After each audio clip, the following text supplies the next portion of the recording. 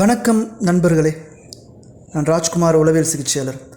இந்த வீடியோவில் உங்களுடைய அறிவாற்றல், அதாவது இன்டெலிஜென்ஸ் அப்படின்னு சொல்கிறோம் இல்லையா, உங்களுடைய இன்டெலிஜென்ஸை அதிகப்படுத்துவதற்கான அல்லது வேகப்படுத்துவதற்கான ஒரு 6 விதமான செயல்கள், நீங்கள் செய்ய வேண்டிய ஒரு 6 விதமான செயல்கள் என்ன அப்படின்றத அந்த வீடியோவில் நம்ம பார்க்க போகிறோம். இதை பூஸ்ட் இன்டெலிஜென்ஸ் அப்படின்னு சொல்லலாம். நம்மளோட இன்டெலிஜென்ஸை பூஸ்ட் பண்ண போகிறோம், வேகப்படுத்த போகிறோம், அதிகப்படுத்த போகிறோம்.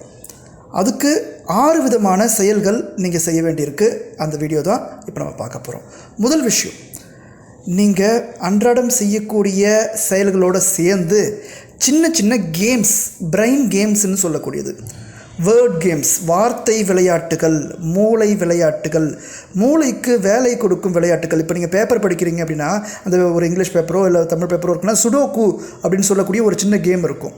அந்த நம்பர்ஸ்லாம் கரெக்டாக நீங்கள் அரேஞ்ச் பண்ணுறது, இல்லை பசில்ஸ், ஒரு சின்ன கேப் இருக்கும், அதை நீங்கள் ஃபில் பண்ணுறது, பிரெயின் மூளையை துரிதப்படுத்தும் சில விளையாட்டுகள் இருக்குது. இந்த மாதிரி விளையாட்டுகளை நீங்களோ அல்லது உங்களுடைய குழந்தைகளுக்கோ அதை நீங்கள் தினசரி ஒரு சின்ன ஒரு டாஸ்க் மாதிரி கொடுத்து செய்யும்போது அவங்களுடைய மூளை அதிகமாக வேலை செய்ய ஆரம்பிக்குது, அவங்களுடைய இன்டெலிஜென்ஸ், அறிவாற்றல் அதிகமாக வேலை செய்ய ஆரம்பிக்குது, பூஸ்ட் ஆகுது அப்படின்னு ரிசர்ச்சர்ஸ் சொல்லுது. இப்போ ரெண்டாவது விஷயம் பார்ப்போம்.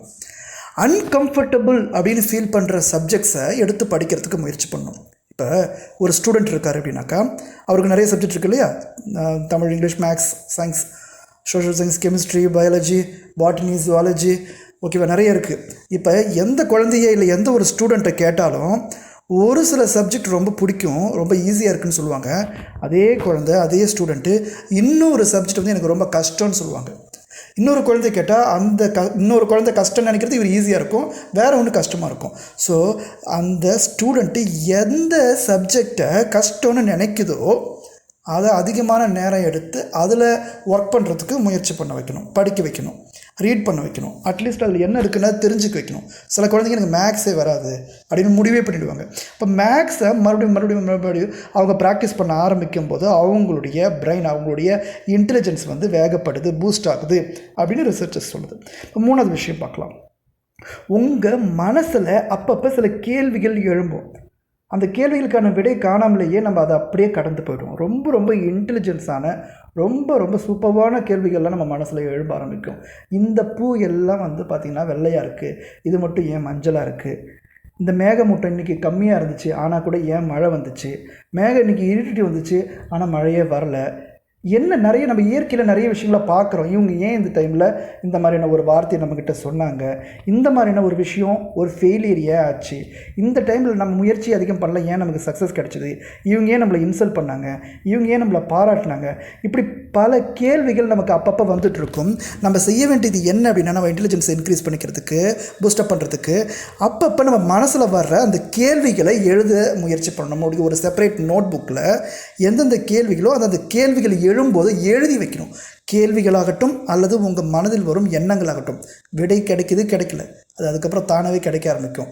ஸோ கேள்விகள் கேட்கும்போது நம் மனதில் இயற்கையாக எழும் எண்ணங்களை எழுதி வைக்கும்போது, அதற்கான விடைகளை ஆராயும் போது உங்களுடைய இன்டெலிஜென்ஸ் பூஸ்ட் ஆகுது அப்படின்னு ரிசர்ச்சர்ஸ் சொல்லுது.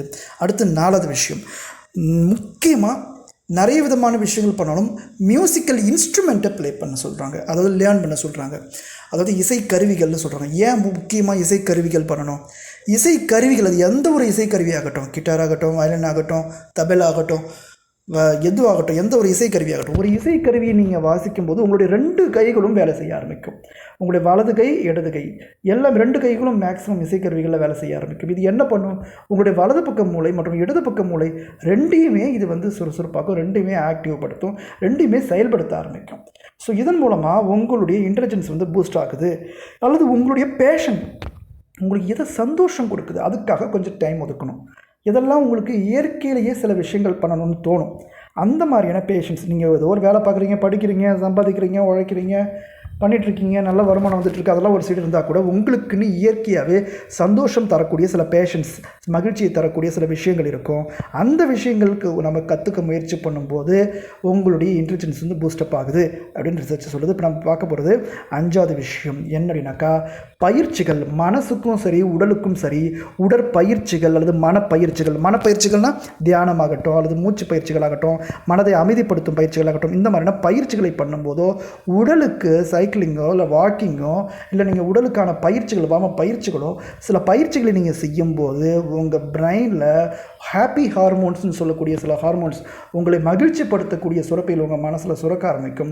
அது உங்களுடைய இன்டெலிஜென்ஸை ரொம்ப இன்க்ரீஸ் பண்ணும். ஸோ இதெல்லாம் வந்து ரொம்ப முக்கியமான விஷயங்களாக கருதப்படும். அடுத்த சொல்ல போகிறது என்னென்னாக்கா 6வது விஷயம். இதில் என்னென்னா, நீங்கள் ஏதாவது ஒரு மொழியை கற்றுக்கொள்ள வேண்டும் அல்லது ஏதாவது ஒரு ஸ்கில், ஒரு திறமையை கற்றுக்கொள்ள வேண்டும் அல்லது இல்லைனாக்கா நீங்கள் ஏதாவது ஒரு பொழுதுபோக்குக்காவது ஏதாவது ஒரு விஷயத்தை பண்ணணும்.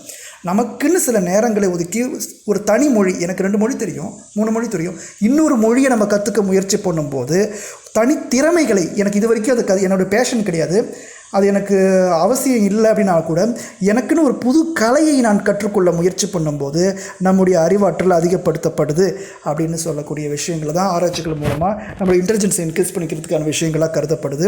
இப்போ முக்கியமாக இப்போ நம்ம வந்து ஒரு 6 விதமான விஷயங்களை நம்ம இந்த வீடியோவில் டிஸ்கஸ் பண்ணியிருக்கோம். ராஜ்குமார் உளவியல் சிகிச்சையாளர், சைக்காலஜிக்கல் டெக்னிக்ஸ் சைடிக் டெம்பிள் மூலமாக சைக்காலஜி சம்மந்தப்பட்ட நிறைய வீடியோஸ் நம்ம டிஸ்கஸ் பண்ணிகிட்ருக்கோம். உங்களுக்கு அது எல்லாரும் புரியுதமாக எளிமையான விதங்களில் உங்களுக்கு சொல்கிற முயற்சி பண்ணிகிட்ருக்கோம். இந்த வீடியோக்கு சேனலுக்கு நீங்கள் புதிய வந்தாக்கா ரெட் பட்டன் அழுத்தி நீங்கள் சப்ஸ்கிரைப் பண்ணிங்க. நிறைய சைக்காலஜி சம்மந்தப்பட்ட நிறைய வீடியோஸ் உங்களுக்கு நான் தொடர்ந்து அப்லோட் பண்ணிகிட்ருக்கேன். இதில் பார்த்தீங்கன்னாக்கா சைக்காலஜி சம்மந்தப்பட்ட விஷயங்கள், psychology disorders, child psychology, love psychology, psychological டிசார்டர்ஸை மேனேஜ் பண்ணுறதுக்கான டெக்னிக்ஸ்லாம் என்ன அப்படின்றதுலாம் சைக்காலஜிக்கல் டெக்னிக்ஸை பார்த்துட்ருக்கோம். ஸோ இதெல்லாம் பிடிச்சிருந்தால் லைக் பண்ணி வச்சுங்க. நீங்கள் உங்களுக்கு தெரிஞ்ச அந்த குழந்தைகளுக்கு அவங்களோட இன்டெலிஜென்ஸை இன்க்ரீஸ் பண்ணணும்னு நினைக்கிறவங்களுக்கு நீங்கள் இந்த வீடியோவை ஷேர் பண்ணுங்கள்.